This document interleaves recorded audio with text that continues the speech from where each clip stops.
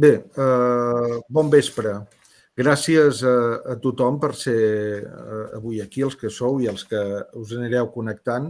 Avui tenim el goig de tenir amb nosaltres un biògraf important de Gaudí que va treure ara l'any passat un llibre que porta el mateix nom de la sessió que farem avui, Antoni Gaudí, Vida i Fe. Ell és mossèn Armand Puig i Tàrrech, que és de la Selva del Camp. Per tant, és prevere de l'arxidiòcesi de Tarragona i administrador parroquial de la Basílica dels Sants Màrtirs Just i Pastor de Barcelona. Ell ha estat degà president de la Facultat de Teologia de Catalunya i també degà president de la Facultat Antoni Gaudí d'Història de l'Església, Arqueologia i Arts Cristianes. Després, i també va ser rector de l'Ateneu Universitari Sant Pacià. Les seves línies de recerca, com a investigador, també és professor de Nou Testament i s'ha dedicat a estudiar els evangelis sinòptics, el Jesús històric, també qüestions com les homilies d'Organyà i les versions bíbliques medievals, i també s'ha dedicat al que és la Basílica de la Sagrada Família. Ell també és director musical del conegut Misteri de la Selva, que jo l'he llegit articles també sobre la qüestió, i després també ha estat el coordinador d'una obra molt important, que és això de la traducció ecumènica de la Bíblia, que a més és un recurs en línia que ens facilita molt les coses a tots els que ens dediquem a l'edició, perquè jo també edito el pregó i a l'hora de comprovar és un instrument utilíssim, que això sí que és d'aquelles aportacions que, a banda de tot el sentit que té, però això de facilitar i d'una manera tan àgil i tan eficaç, doncs jo crec que això és molt important. I després ell va participar també en el Concili Provincial Tarraconense, ara fa 30 anys, cosa que és una efemèride que tots hauríem de recordar, perquè és un element que jo crec que com a país no podem oblidar. I també ha estat el responsable de l'organització també d'una iniciativa que era l'Atri dels Gentils, que això també jo crec que és una cosa que molt de remarcar. Aleshores, l'any 23, el papa Francesc el va nomenar president de l'Agència de la Santa Seu per l'avaluació i la promoció de la qualitat de les universitats i facultats eclesiàstiques. De tot arreu, que això és el càrrec que desenvolupa actualment. I a banda de tot, doncs jo també, una cosa que l'he comentat abans, doncs que és una persona que a banda de ser un pou de saber i de coneixement i de recerca, quan veu les seves publicacions acadèmiques quedes una mica astorat. Allò, he consultat alguna banda i són 27 pàgines de publicacions, allò que fa fredat, però alhora és una persona que té la capacitat divulgativa de saber fer una prosa molt atractiva, molt digerible, i jo crec que això és una cosa que com a lectors li hem d'agrair perquè no tothom ho sap fer. I sense més preàmbuls, doncs jo ja us passo la paraula, mossèn Puig, i endavant. Gràcies, Joan Maluquer, per aquesta presentació simpàtica i agradable, i saludo els aquí presents i els que ens escoltaran després per streaming.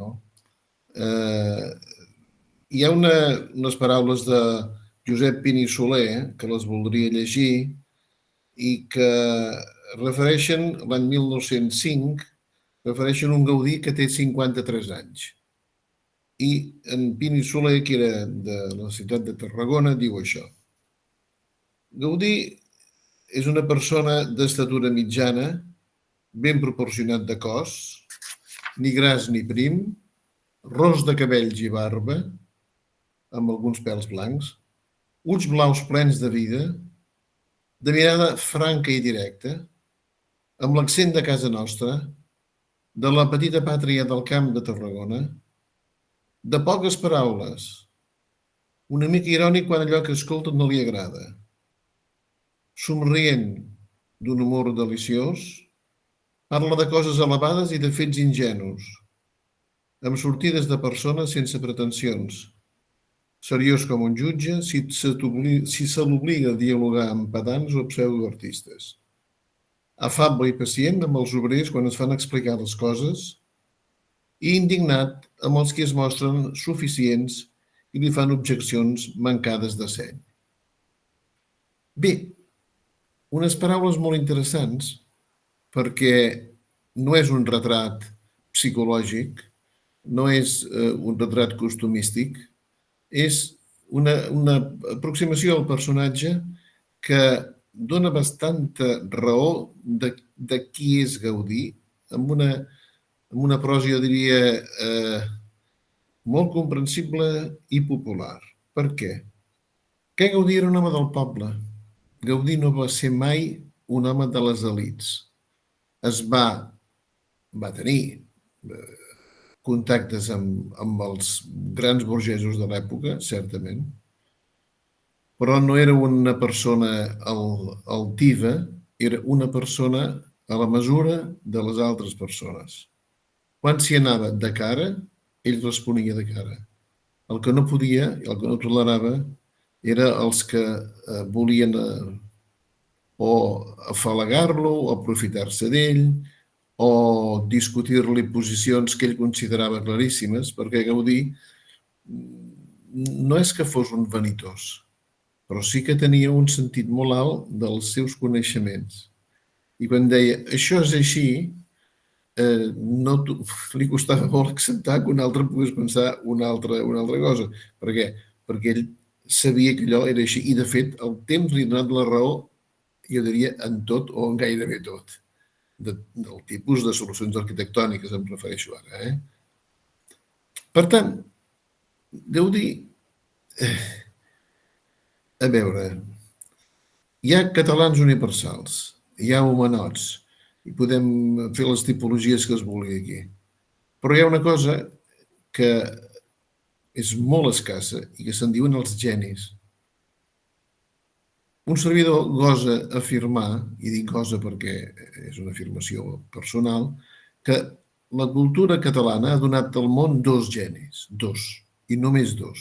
Genis, no dic grans homes, de grans homes n'ha donat més, esclar que sí. Dos genis que són Ramon Llull i Antoni Gaudí. I tots dos tenen característiques semblants.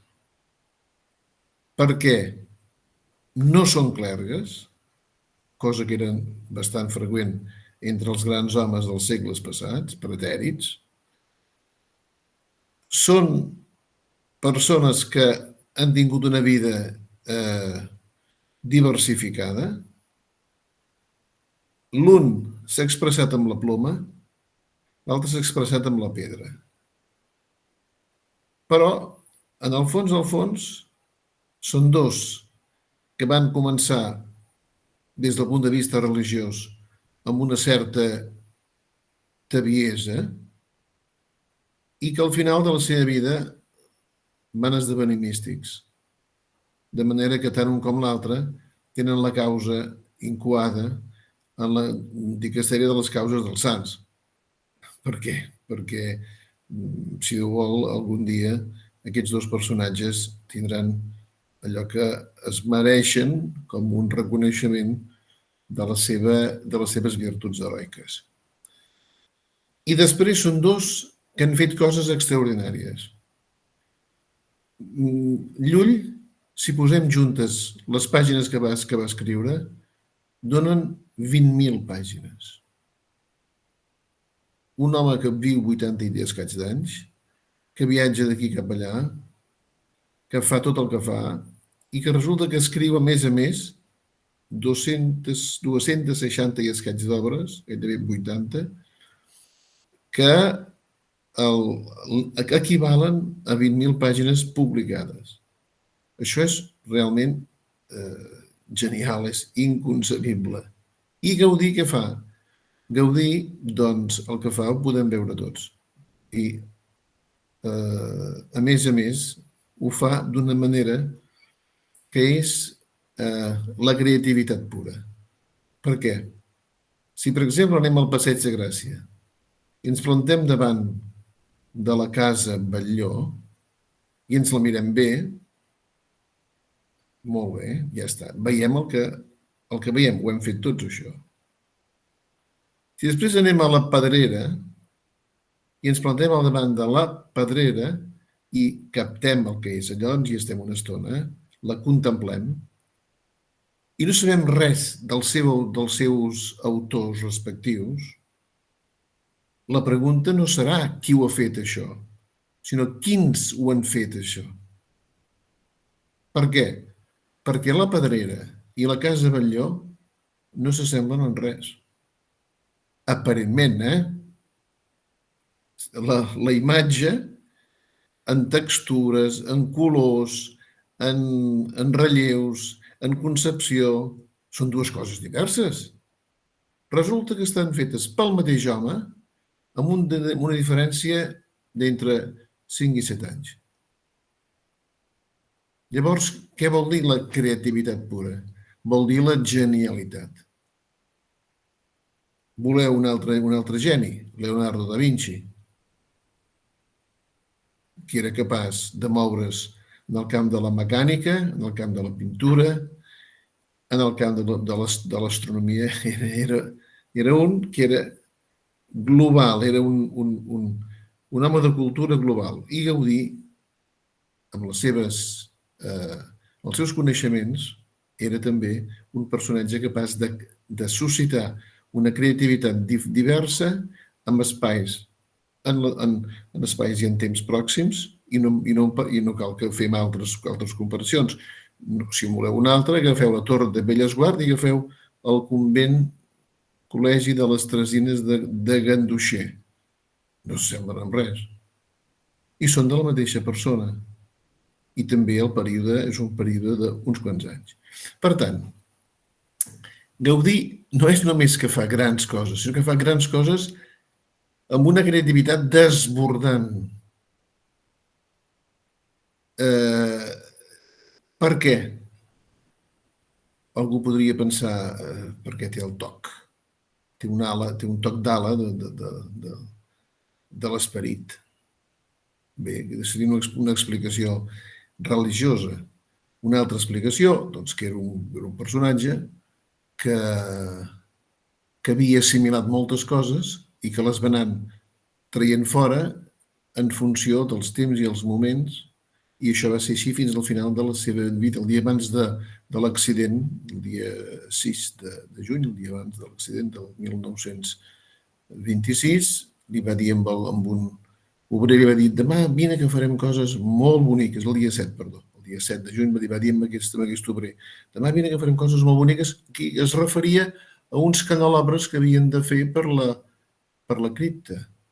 Perquè Gaudí, com a bon treballador de l'aram, doncs sabia com modelar peces d'aram, com els calderers saben fer. Estudiar Gaudí és entrar en un pou sense fons. I jo cada vegada que l'explico, i permeteu-me que faci una mena d'interpel·lació personal, cada vegada que l'explico em surten coses diferents. Per què? Perquè ni havent escrit un llibre sobre ell, te'n pots estar de continuar donant-li voltes a una personalitat que és d'una riquesa impressionant. Vergós, un home, un lleidatà, arquitecte, que va treballar amb Gaudí, va escoltar Gaudí, sobretot, va escoltar-lo com a jove arquitecte que era. A partir del 1914 escriu això: en l'existència de facultats antagòniques, diu, hi ha, sens dubte, la base de la genialitat del nostre arquitecte, en el qual trobem un element nòrdic, raonador i disciplinat, que es conjuga amb la clara visió mediterrània i amb l'apassionada imaginació de la gent del llamp. Bé, aquí tenim allò del gent del camp, gent del llamp. Tenim una altra lectura, més, si es vol, antropològica, en la qual s'intenta explicar Gaudí mitjançant les seves arrels de l'Auvèrnia, per tant, arrels, ell en diu nòrdiques, perquè era ros de cabells, però de fet era un occità del nord, i van arribar aquí a Catalunya al segle XVII, i després el caràcter mediterrani estricte, que és el que ve marcat per la seva pertinença al Camp de Tarragona. I encara aquesta visió respon bé al que Gaudí mateix deia d'ell mateix, perquè un servidor ha de parlar de la fe, però no hi ha fe sense persona. I per tant, ara començo per la persona perquè puguem pinzellar aquest Gaudí. Quins trets tenia? És veritat que Gaudí es considerava i diu: jo soc un arquitecte del Camp de Tarragona. Deixeble del gran Bonifàs. Qui era aquest Bonifàs? És Lluís Bonifàs, el gran escultor barroc, fill de Valls. 1770, circa, 60, 70, que havia treballat en el Cambril de la Mare de Déu de Misericòrdia de Reus. I ell, que des de petit coneixia aquest Cambril, per raons òbvies, perquè era fill de Reus, aleshores, doncs, estava embadalit i estava capturat, podríem dir, per l'estètica d'en Bonifàs, que va fer moltes coses, a més del Cambril, naturalment. Eren dos germans i van treballar molt, amb el pare i tots. Per tant, Gaudí té aquestes dues ànimes, el nord i el sud, diu Bergós, d'acord, acceptem-li la lectura, i n'acceptem una altra també, que és la d'en Puig i Cadafalch. Perquè Puig i Cadafalch era un home de la Lliga i, per tant, un home del mateix color polític al qual Gaudí pertanyia. En Puig i Cadafalch, el 1926, després de la mort de l'arquitecte, diu això: tot en Gaudí era genial. L'home, l'artista, l'animador, el ciutadà. I, en primer lloc, el cristià. Vivia com una seta i va morir com un sant. Per tant, aquesta frase d'un coetani, un home que el va conèixer bé, perquè a Gaudí el volien finar les llistes de la Lliga, tant el Cambó com el Prat de la Riba, i ell va dir sempre que no. I va dir que no dient: jo serveixo Catalunya amb l'arquitectura. No la serviré de cap altra manera sinó fent d'arquitecte. I el temps també li ha donat la raó. O sigui, que Gaudí, que no va entrar en la política activa, era un home que se'l pot considerar un ciutadà, és a dir, un home de la polis en el sentit ple del terme. I, evidentment, era genial, diu Puig i Cadafalch. Totalment d'acord. I després parla del cristià, que és el que he vingut a fer aquí, a parlar del Gaudí cristià, és a dir, la vida i la fe de Gaudí. Però abans d'entrar en aquest punt, i entraré al 1894 directament, m'agradaria dir un parell de pinzellades més sobre la seva manera de ser. Perquè amb Gaudí tothom s'hi veu amb cor, d'escriure coses sobre ell. Hi ha molta gent que escriu coses sobre Gaudí, però caldria veure que hi ha un problema de crítica històrica aquí. Cal veure si el que diuen que va dir, ho va dir. I això de vegades es fa difícil de verificar. Per exemple, la famosa frase: la Sagrada Família ha de tenir tants metres d'alt perquè l'obra de Déu no pot ser més baixa que l'obra dels homes, i l'obra de Déu volia dir la muntanya de Montjuïc, aquesta frase, un servidor, després de buscar-la amb la senyora Mònica Santín, que ha col·laborat amb mi en tota aquesta recerca, després de buscar-la en tots els llocs possibles, resulta que no l'hem trobada enlloc. Llavors, aquesta frase d'on ha sortit? Doncs, francament, tampoc no ho sé.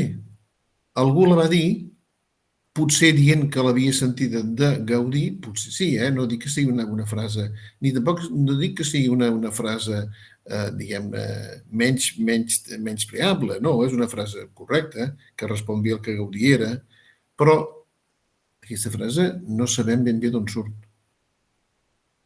Aleshores, ho dic això pel tema de la crítica històrica. El servidor soc biblista i nosaltres ens dediquem a analitzar documents antics en base a unes fonts. I, per tant, si no hi ha font, no hi ha, diguem-ne, possibilitat de fer conclusions certes.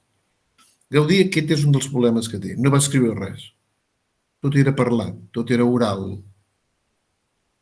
Llevat del manuscrit de Reus, que és del 1878, o sigui, quan tenia 26 anys, 26 anys, un moment, sisplau.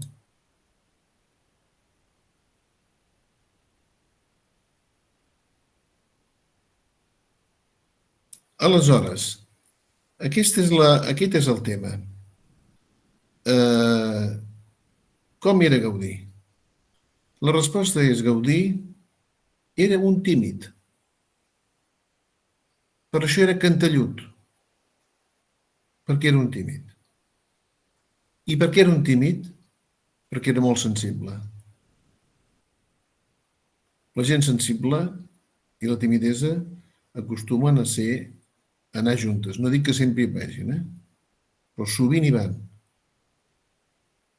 I això ho contrarrestava amb què? Amb un apassionament, amb una gran passió. Gaudí era un apassionat. Per tant, era un home de visió i de visions.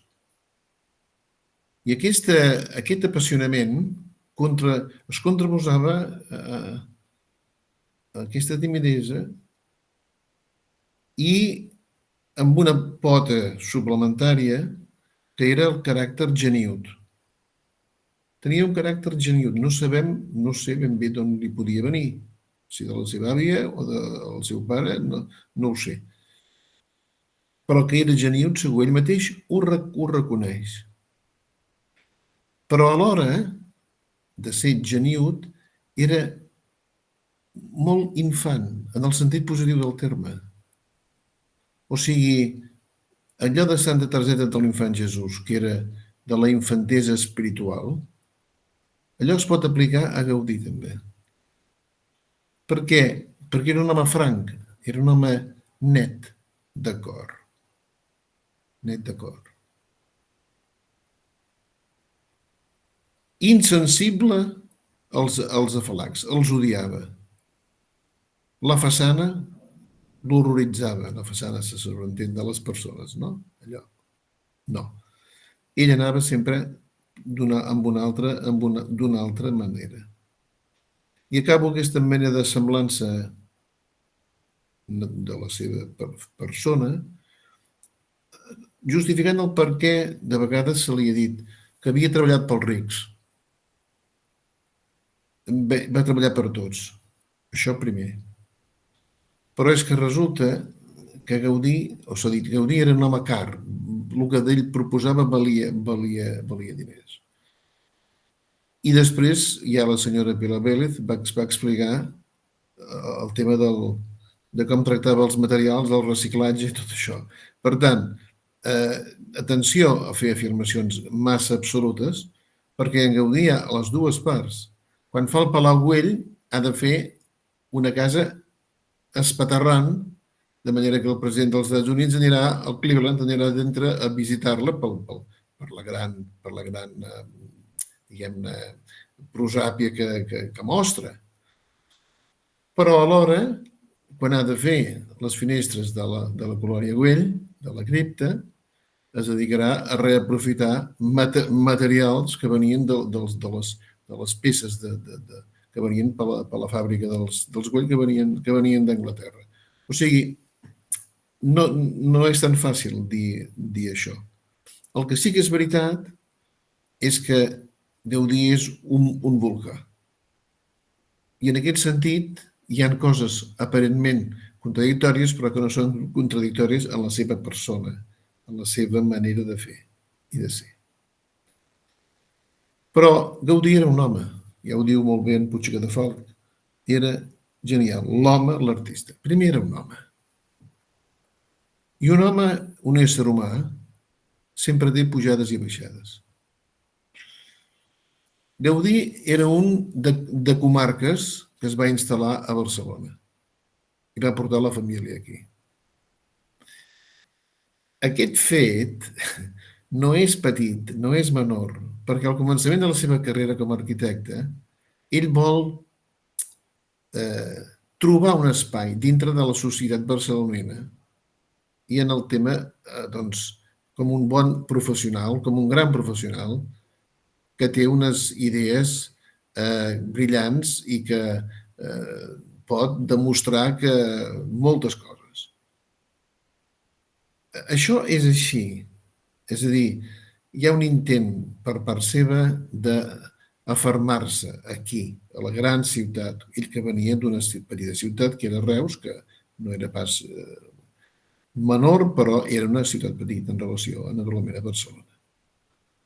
Però per l'altre costat, quan després comença a posar-se en el seu treball i en la seva feina, i entra, els primers 5 anys, i entra amb una gran, jo diria, pulsió, és a dir, es treballa de manera infatigable i accepta això i accepta allò, accepta tot el que sigui. També perquè ha de tenir cura de la família, de les tietes, del pare, de la seva germana, morta ja, però la filla, vull dir, la filla de la seva germana, la Rosa Ejia Gaudí, que va morir després dels 30 i tants anys.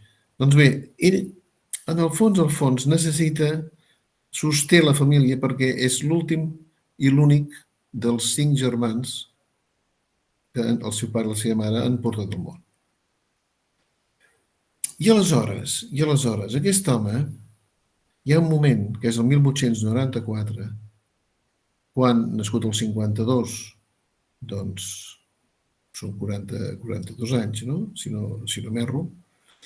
Aquest home es troba, no sabem ben bé per què, si per una càrrega emocional després de la mort del bisbe Grau i Vallespinós, d'una sèrie de desgràcies que han passat a la família. Per tant, ell es troba com a, diguem-ne, amb un atzucac. I ell ha rebut la Sagrada Família, perquè la Sagrada Família la rep el 1883. Tant ja fa 11 anys que és l'arquitecte de la Sagrada Família. Però la Sagrada Família no es fa sense diners. I els diners on són? Doncs els diners, els de l'associació de Sant Josep en tenen pocs i fan el que poden, potser per aquí, potser per les morts naturalment, i potser per una mena de moment espiritualment de transició. Hi ha un moment en el qual Gaudí se sent sense horitzó el 1894 i una mica com altres personatges literats, artistes, la seva persona sofreix un canvi. Ell no era un anticatòlic, un anticristià. Era una persona de profundes conviccions culturals, sobretot. Era un catolicisme bastant cultural, el seu. Però amb una bona base de formació religiosa d'infant. Fins als 16 anys a Reus allò va funcionar. Però a Reus hi bullien idees anarquistes, de lliurepensadors, liberals. Era una ciutat molt viva. Com va afectar a Gaudí això? Els seus pares eren religiosos, evidentment, i el portaven pel camí de la religiositat. Però les influències com van anar? No ho sé, no ho sabem. El que sí que és veritat és que després, quan agafa la Sagrada Família, allò d'entrada no suposa un canvi profund en la seva vida, més encara. Hi ha un moment que diu, jo això ho puc acabar en 10 anys. Com volguem dir, soc bo i puc permetre'm el luxe de dir que allò, aquell gran edifici, la gran església, l'acabaré aviat. Després farà un discurs totalment divers al final de la seva vida dient l'acabarà Sant Josep, la Sagrada Família. És a dir, no l'acabaré jo, en absolut, perquè no la pot acabar ell. Però aquí hi ha una mica el canvi. El Gaudí d'Andi, el Gaudí home de món, de Wagner, del Liceu, de l'associació d'excursionistes, tot això sofreix una mena de sacseig interior. I això s'expressa en un dejuni de la Quaresma del 1894, que el porta a una transformació espiritual. Gaudí, en els anys precedents, ha fet moltes coses. L'última de les quals, els plànols de les missions catòliques de l'Àfrica a Tànger.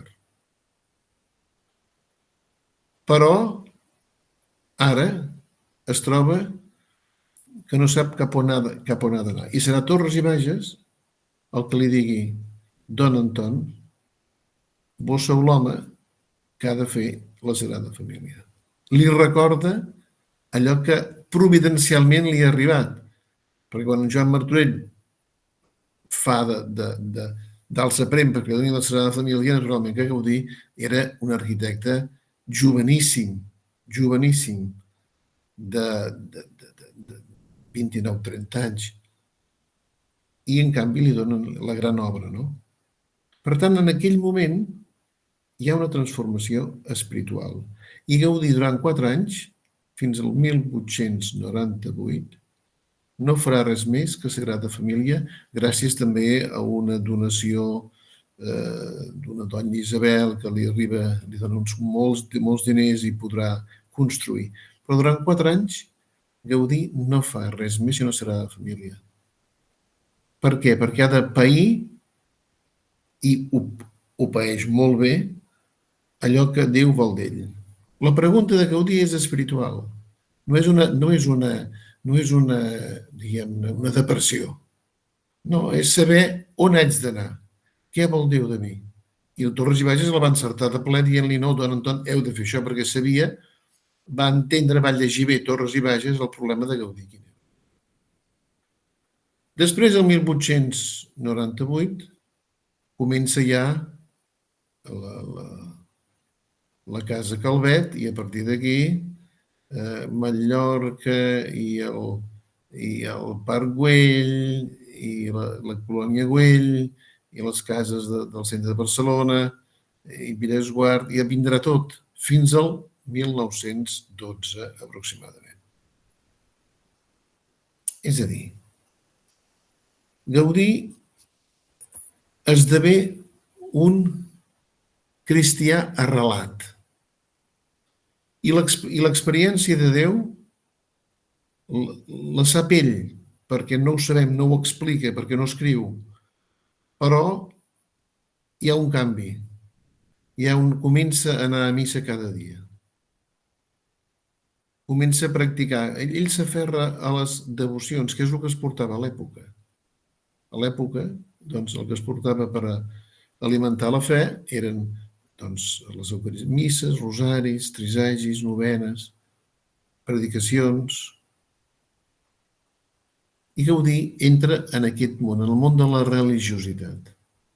I llavors ve la Lliga Espiritual de Mare de Déu de Montserrat, el 1899, i ell entra en un altre món i abandona el món aquell del Gaudí d'Andi i passa a un món que és el del Gaudí home de fe, que es defineix primer que tot per això, com diu molt bé Puig i Cadafal, en primer lloc el cristià.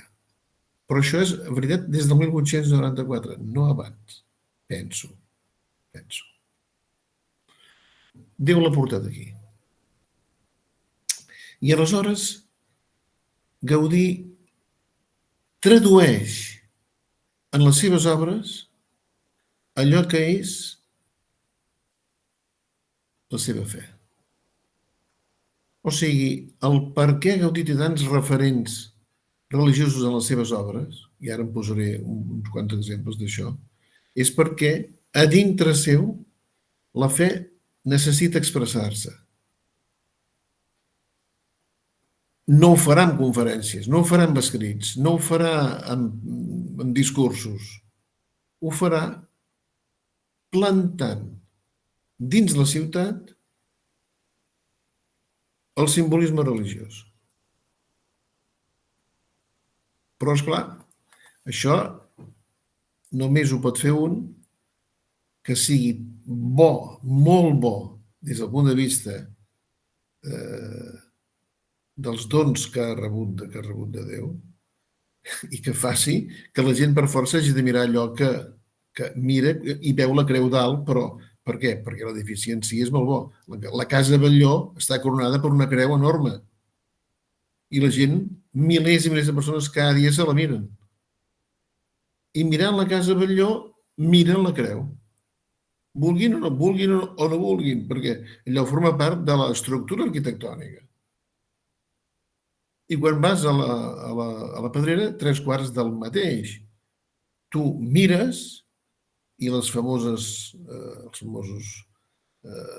xemeneies, creus, tot aquell conjunt de dalt, els terrats, allí tornes a trobar el símbol de la creu. I quan vas al Parc Güell, arribes del Parc Güell, baixes de l'autobús i et trobaràs amb una enorme creu d'uns 30 metres que et saluda.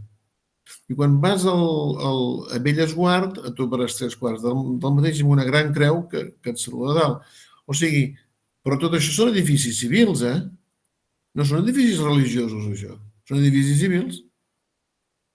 Per què? Perquè Gaudí té un projecte. Ell entén què passa a Barcelona. I Barcelona és una ciutat que s'està descristianitzant en el sentit que hi entren moltes altres forces. Hi entra l'anarquisme, hi entra moltes altres coses, moltes altres forces.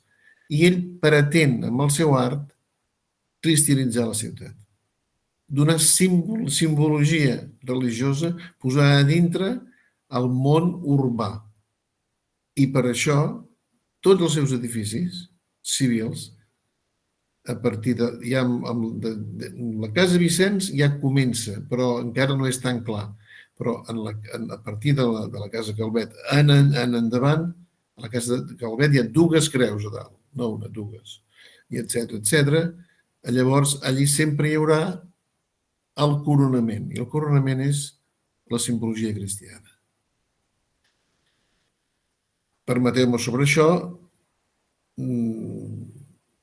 tindré uns 10 minuts més, un quart més, i després hi haurà diàleg.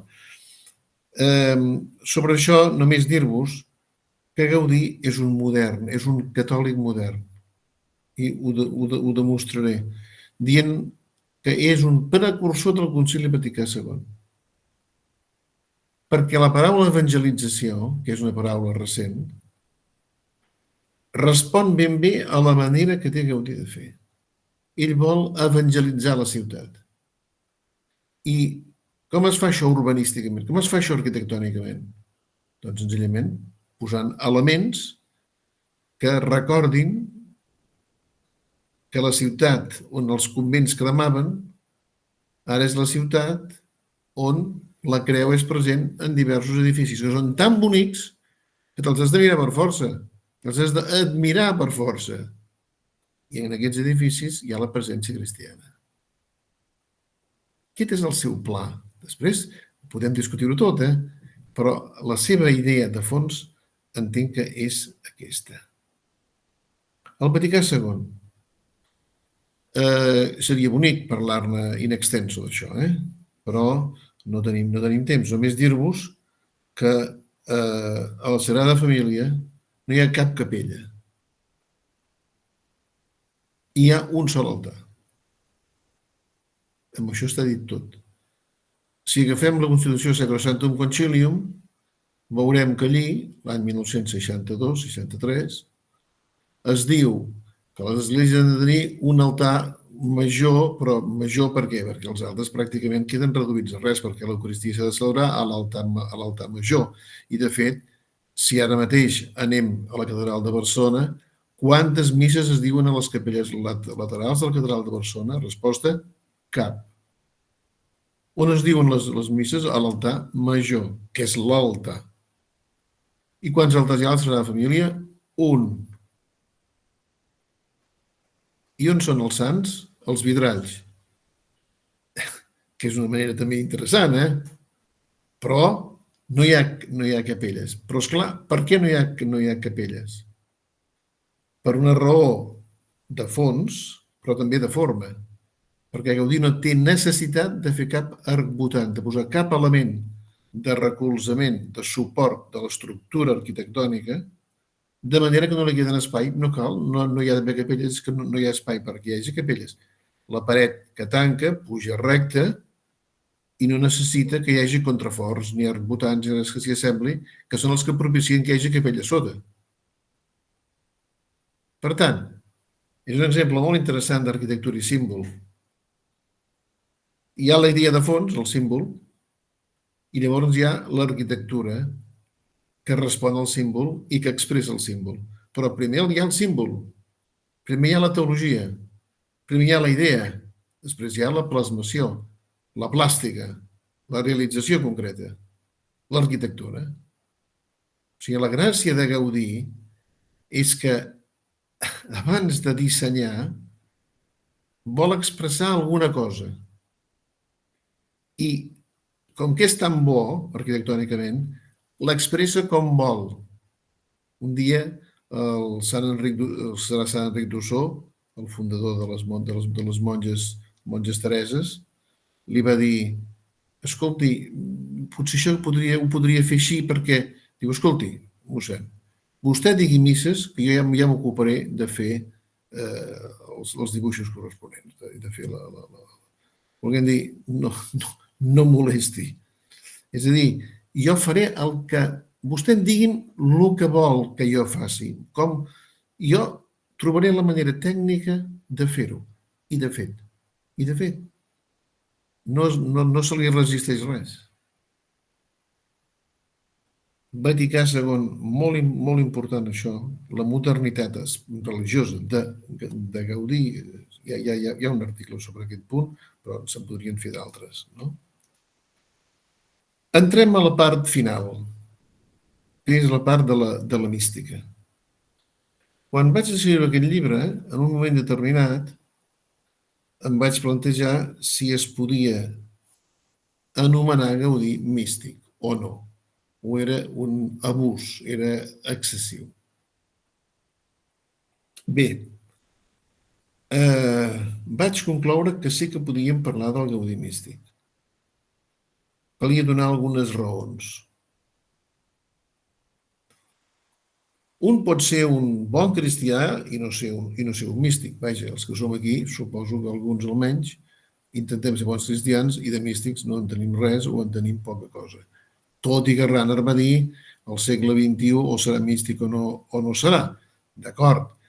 I tots hem de tenir una especial predilecció per l'experiència mística perquè és l'experiència de Déu en majúscula, l'experiència. O sigui, per tant, Gaudí en aquest sentit té una experiència íntima de Déu. Per exemple, quan un diu si m'heu de portar a un hospital, portem a l'Hospital dels Pobres. És a dir, portem a l'Hospital de la Santa Creu, que és l'Hospital dels Pobres, on hi anaven tots els miserables, els que no trobaven pel carrer.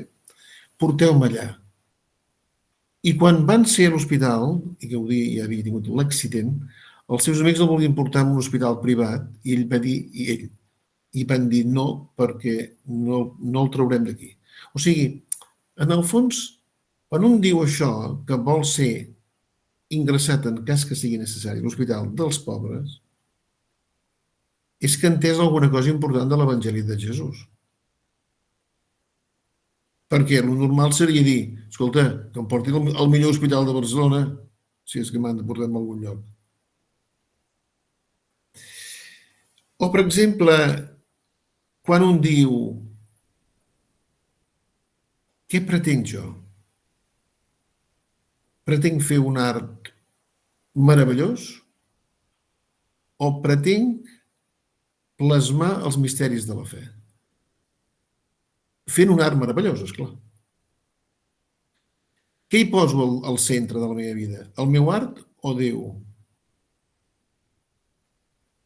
Al centre de la vida de Gaudí, jo entenc que hi ha Déu Nostre Senyor. I l'art és l'expressió d'això.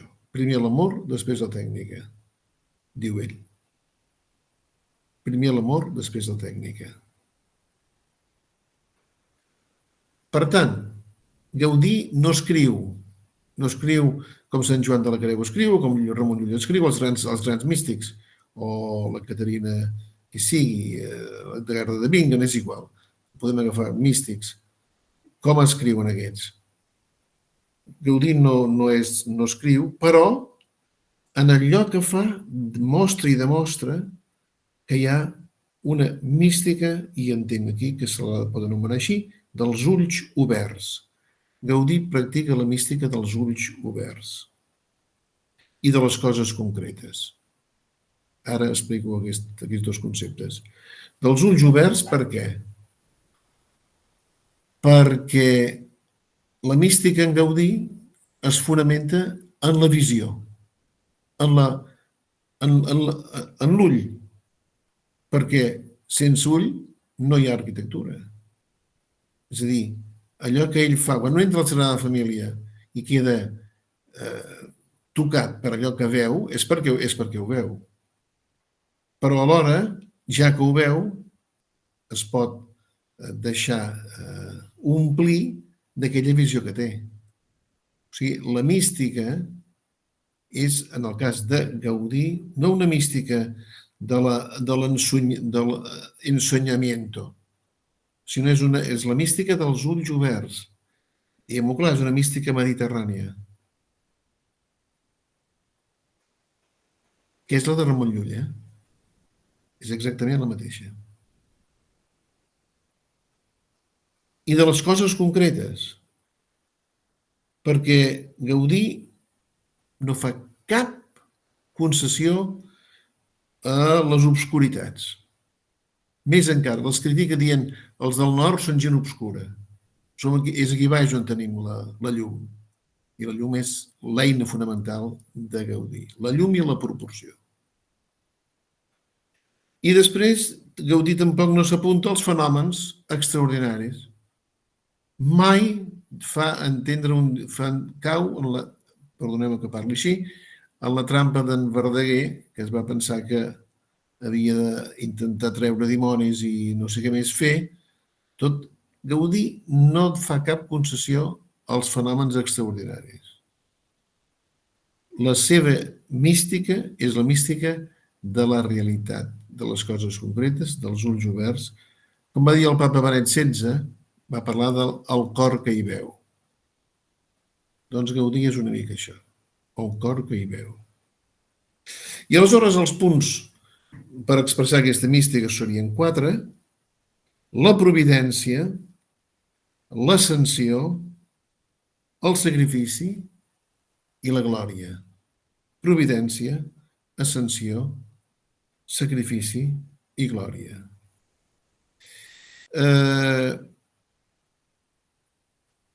La paraula providència vol dir senzillament Déu al centre, i no solament això, sinó que serà la voluntat de Déu el que determinarà la meva acció humana. Quants campanars va veure Gaudí? Resposta: un. El de Sant Bernabé. El de la punta de baix, de la façana del naixement, la que està més a prop del mar. Va veure aquell campanar. I prou. I quants n'havia imaginat? Quants n'havia dissenyat? 18. que són els que hem anat construint després, encara n'hi falten 4. Ara fem la torre de Jesucrist, que és 4 i 4, 8, i 4, 12 és el número 13. Però n'hi faran falta 4, i la Mare de Déu, perdó, 14. I ara n'hi faran falta 4, que són els de la façana de la Glòria. Hagués pogut dir, oh senyor, i per què no m'has concedit de veure més campanars, per exemple? No, van estar 2 anys i mig esperant el mosaic venecià que no arribava mai més. I no podien fer el cimaci de la Torre de Sant Bernabé perquè el mosaic venecià no arribava, perquè els italians a vegades són una mica així. I quan va arribar, van coronar el cimaci, van tallar les bastides i era el dia 30 de novembre del 1925. Al cap de mig any Gaudí era mort. O sigui que el que va passar és que Gaudí no es va immutar. No va enviar 300 cartes i mitja a Itàlia dient portem el mosaic. Va dir, li va enviar una persona sí que hi va anar, un dels seus col·laboradors va anar a veure què estava passant, però van estar 2 anys i mig esperant. I Gaudí tenia 70 anys i escaig. I va aguantar. Per què? Perquè ell sabia que no acabaria la Sagrada Família, ni de bon tros, però és que, a més, confiava moltíssim, talment, en la providència de Déu, que res no li resultava un impediment, un motiu de pèrdua de confiança, finalment. Segon punt, l'ascensió. Aquí la traducció és molt fàcil. Explicar l'ascensió en Gaudí és molt fàcil. Perquè quan vas a la Sagrada Família, la Sagrada Família estàvem acostumats a veure-la amb les 4 torres. Fins que van fer les 4 torres de la Passió, les 4 torres de l'Naixement eren el símbol de Barcelona. I ja estava. Però resulta que ara, en aquests moments, la conclusió quina és? Que en un dau de 90 per 60 metres, 90 de llarg, que té la Sagrada Família, per 60 d'ample, en aquest dau, Gaudí hi ha concebut 18 torres. Quan les grans catedrals del món, el màxim que tenen són 3 torres. 2 a la façana i una altra al mig. Per exemple, Notre-Dame de París, amb la renovació, amb la restauració de Viollet-le-Duc, van fer les 2 grans torres, les de la façana, i després l'agulla que hi ha allà al centre del creuer, no? 3, Colònia 2, una que puja fins dalt, però que serà més baixa que la Sagrada Família, estarà a 168 o així, la Sagrada Família 172 i mig, serà l'agulla més, el punt més alt del món, com a diguem-ne, edifici catedralici, diguem-li gran església, com se vulgui dir. Per tant, l'ascensió. A la Sagrada Família tot és vertical. Ara ho estem veient, això. Si mirem l'Skyline, ara és com una mola que pugés. Això té una explicació fàcil. Al llibre de l'Apocalipsi es diu que la nova Jerusalem baixarà a la terra, la ciutat de Déu. Però és que Gaudí aquesta idea la transforma i la converteix en la ciutat de Déu que puja cap al cel. Perquè és el que pot fer ell com a persona humana que és. No la pot fer baixar, la pot fer pujar. I, per tant, la verticalitat domina la Sagrada Família. L'ascensió. Tercer punt, el sacrifici. Bé, el sacrifici vol dir la vida de Gaudí no va ser fàcil. Es volia casar i no es va poder casar. La seva neboda, la Rosa Egea Gaudí, va morir als 30 i escaig d'anys, 37-38, i no infeliç. Va morir sense cap familiar. La Sagrada Família li va portar moltes dificultats perquè no hi havia diners per continuar-la. Va ser un mendicant que anava per persona a captar una almoina per l'amor de Déu. El sacrifici, ell diu, res no es fa sense sacrifici. Perquè diu, si no hi ha sacrifici no val res el que es fa. Interessant, això. Res no es fa sense sacrifici, perquè si no hi ha sacrifici, el que es fa, quin valor té? Si un ric que té molts diners dona 1.000 euros, quin valor té? Si els dona un pobre, té un enorme valor. Bé, no cal que passi més comparacions, però és obvi. El sacrifici com a forma també de vida. És a dir, el treball és un sacrifici. Per gaudir el treball és un sacrifici, és una lluita. Sacrifici en el sentit de lluita, d'agon, de lluita. I finalment, la glòria. Perquè la glòria és la meta final. O sigui, en el fons, la façana de la glòria, que en els àlbums escrits en vida seva no és la façana major, no, però és una paraula molt ben trobada que possiblement respon al que el mateix Gaudí usava. Perquè la façana de la glòria, que ara nosaltres començarem a intuir, però de la qual ja hi ha el pla director fet, per tant, què vol dir? Que aquesta façana expressarà, com diu el mateix Gaudí en aquest àlbum, la vida i la fi de l'home. I la vida i la fi de l'home vol dir que l'home està cridat a l'amistat eterna amb Déu. Aquesta és la fi de l'home. I la vida de l'home quina és? És els mitjans espirituals per poder arribar-hi. I per tant, les virtuts, les benaurances, la pregària, els sagraments, tot això serà allà en aquella façana. Ara tampoc no és el moment d'explicar la façana, però és evident que la façana de la glòria és expressió d'aquest caràcter místic que Gaudí té. Per tant, i amb això acabo, Gaudí és inaferrable. No podem encapsular-lo fàcilment i seria molt fora d'hora intentar dir no, és que això és l'última paraula. Un servidor, amb el llibre no he pretès en absolut dir l'última paraula. Al contrari, penso que se'n poden dir moltes més. Però sí que he pogut verificar, i es pot verificar, que Gaudí és un autèntic, allò que diu el lema de l'any sant d'enguany, pelegrí d'esperança. O sigui, és això, és un que fa camí per aquest món amb una esperança i una fe tan grans que tot el que toca ho converteix en expressió de l'Evangeli. I aquí hi ha el secret i la raó de la seva vida. Acabo aquí. Moltes gràcies per aquesta sessió que ha estat, jo crec que, seguida atentament per tots nosaltres. No sé si hi ha algú que vulgui intervenir, vulgui fer cap pregunta. Santi Miret, a veure, endavant.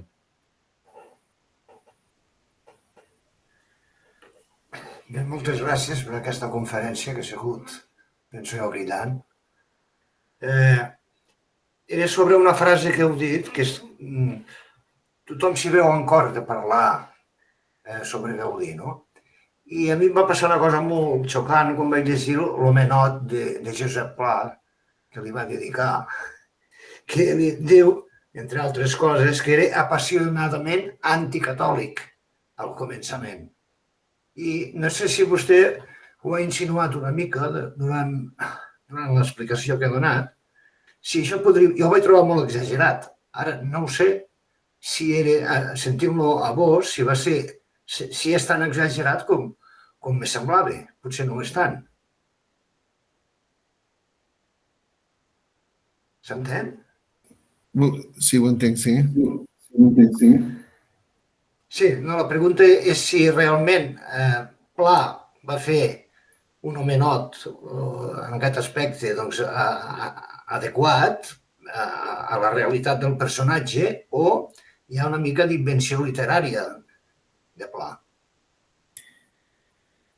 Pensaria això segon.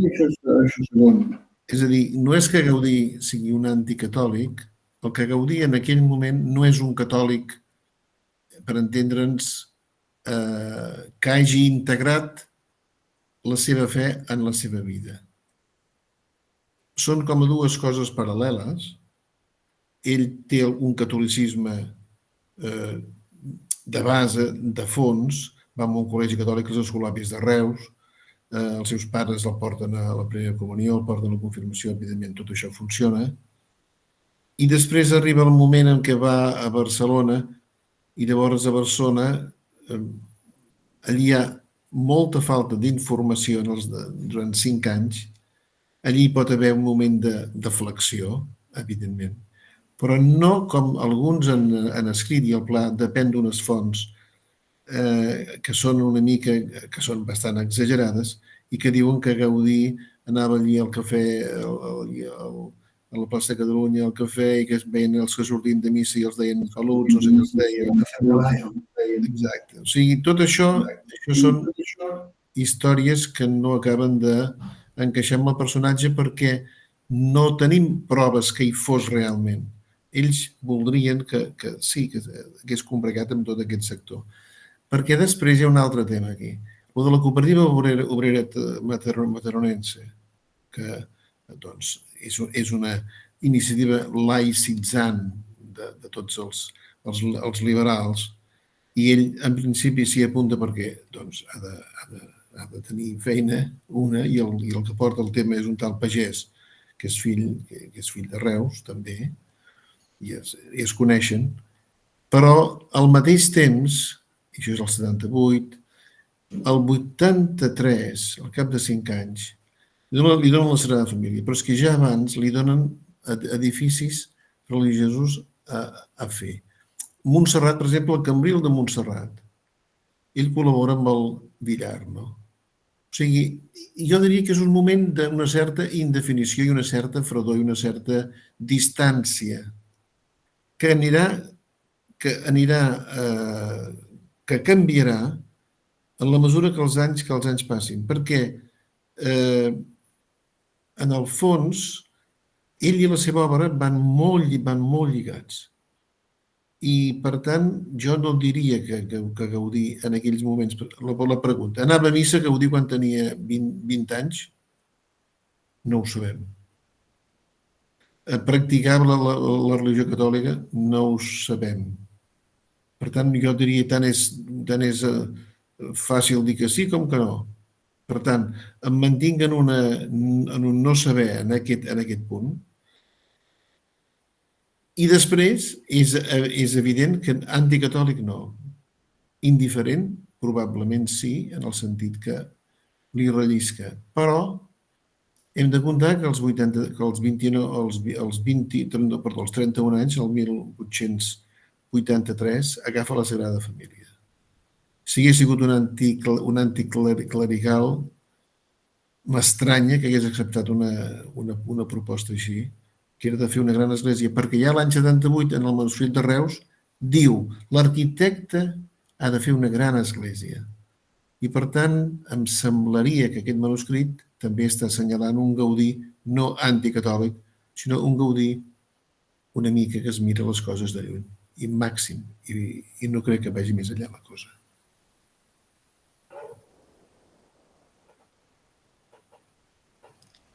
Algú més vol intervenir? Hi ha una cosa curiosa, perquè això de la Sagrada Família, doncs, que no hi hagi aquest esperit de Concili Vaticà II, que no hi hagi capelletes o capelles i tot això, però en canvi, quan se'n va a Manresa a assessorar, diguem-ne, en allà té projecte 2 capelles. Sí. No? Sí. Clar, perquè gràcies, perquè representa que allà no fa obra nova. El que fa és un projecte de restauració, i ell sap perfectament que li toquen anar 2 capelles del baptisteri en una banda i l'altra. O sigui, Gaudí era era un que sabia molt bé on era. Per cert, que va ser un dia nefast aquell dia que va anar a Manresa. Es va enfadar amb els canonges d'allà, una cosa una mica fora d'or, no va voler menjar, en fi, un desastre. Però tot el que els va dir ho van fer. I el resultat és el que és. És a dir, és una restauració magnífica. Com quan va anar a Mallorca, que allí va ser una no restauració, sinó una repristinació, que és un altre tema.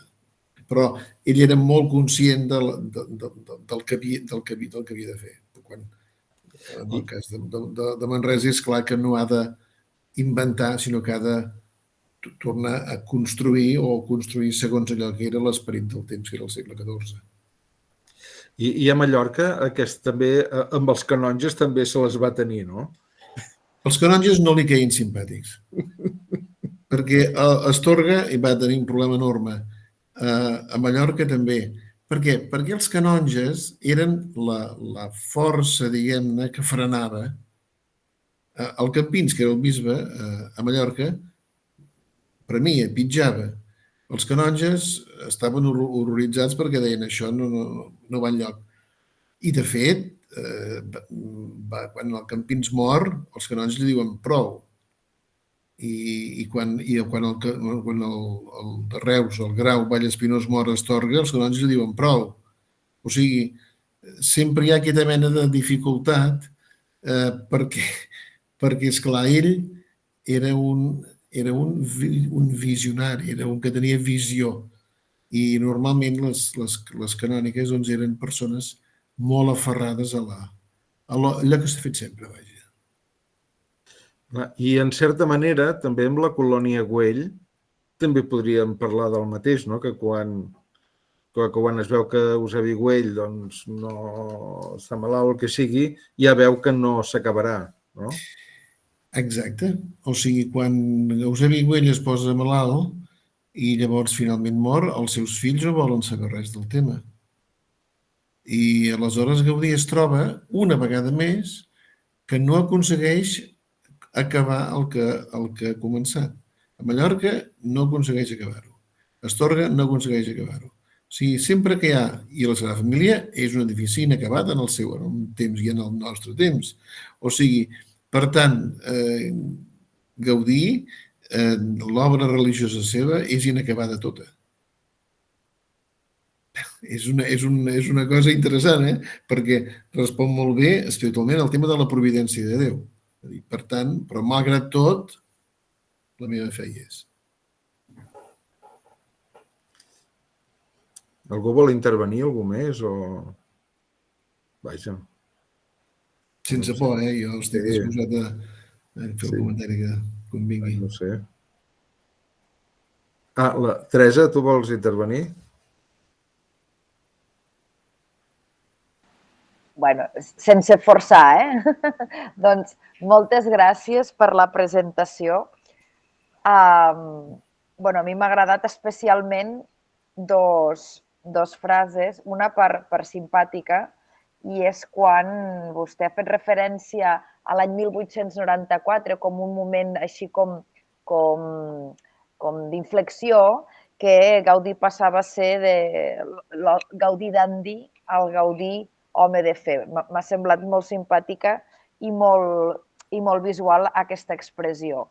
I després també agrair-li fer-nos aterrar en què tota l'obra civil de Gaudí a Barcelona té una marca religiosa que potser hem de mirar. Vull dir, perquè potser els arbres no ens deixen veure el bosc, no? I finalment, amb tota l'expectativa de veure algun dia, espero sí, la façana de la Glòria acabada, doncs aquests 4 últims punts que vostè ha deixat al final, la providència, l'ascensió, el sacrifici i la glòria, doncs, ostres, ara cada vegada que vegi una imatge de la Sagrada Família pensaré especialment en el tema de l'ascensió, que és trobo que és un concepte modern. Sempre havia pensat que era una paraula que feia referència, no sé, a imatges una mica arcaiques, no? Del culte religiós, però en canvi ara m'ha semblat una imatge molt moderna, l'Ascensió. I, bueno, doncs moltes gràcies per aquesta aportació. Molt bé, gràcies. Insisteixo, Gaudí és un modern. Encara que anava vestit, sí, anava vestit amb un tratge mig espallofat i amb agulles que l'aguantaven per sota perquè era així, perquè ell volia ser auster, i volia viure la pobresa evangèlica. No era per miserable. Jo penso que hi havia alguna cosa més aquí. Però és veritat que Gaudí representa sempre una modernitat en l'ús dels materials, en l'ús de l'estètica, perquè el que ha passat amb la Sagrada Família és una cosa curiosa. En nom de la modernitat se la van voler, entre cometes, carregar als anys 60-70, dient aquest edifici no té ús, és tot el més que el mantinguem com a una relíquia i prou, que no l'acabem. Però ara en aquests moments és el triomf. És a dir, qui surt als diaris en aquests moments i escriu un article contra la Sagrada Família? En aquests moments no hi ha ningú que ho faci. Potser algú serà més escèptic, algú serà més... Però ja s'ha acabat aquell moment en el qual la Sagrada Família era una mena de relíquia arcaica. Gaudí ha triomfat després de 100 anys. I finalment també, i me'n descuidava, perquè ho ha dit al començament, l'assimilació de les dues figures com a genis dels Països Catalans, Ramon Llull i Antoni Gaudí, fabulosa. O sigui, fa un temps també ja vam sentir una conferència que parlava de Ramon Llull com un pensador modern i aquest també és un punt en comú entre les dues figures i també em quedo amb aquesta semblança. Sí. Bé, doncs moltes gràcies. Molt bé, gràcies.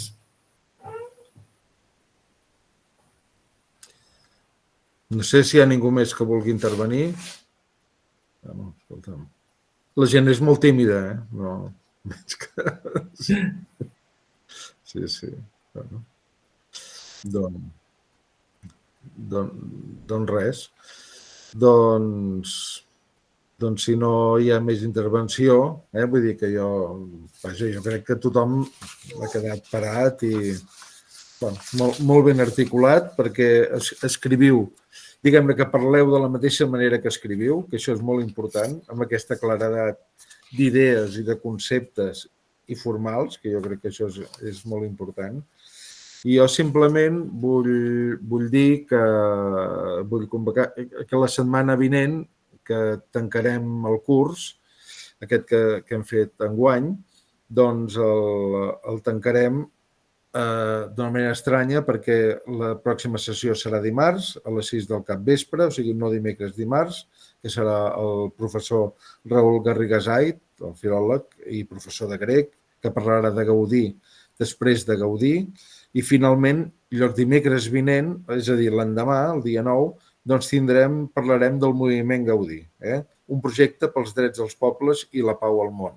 És a dir, que en aquest sentit Gaudí també és un exemple a seguir en uns moments tan atribulats com els actuals i com de fet ha estat sempre la història de la humanitat. Vull dir que jo també pot ser una mena de referent. Doncs res més. Us agraeixo molt la vostra assistència i sobretot a mossèn Puig la seva intervenció, que ha estat realment un goig. Moltes gràcies. Perfecte. Bona tarda i moltes gràcies. Passi bé. Adéu.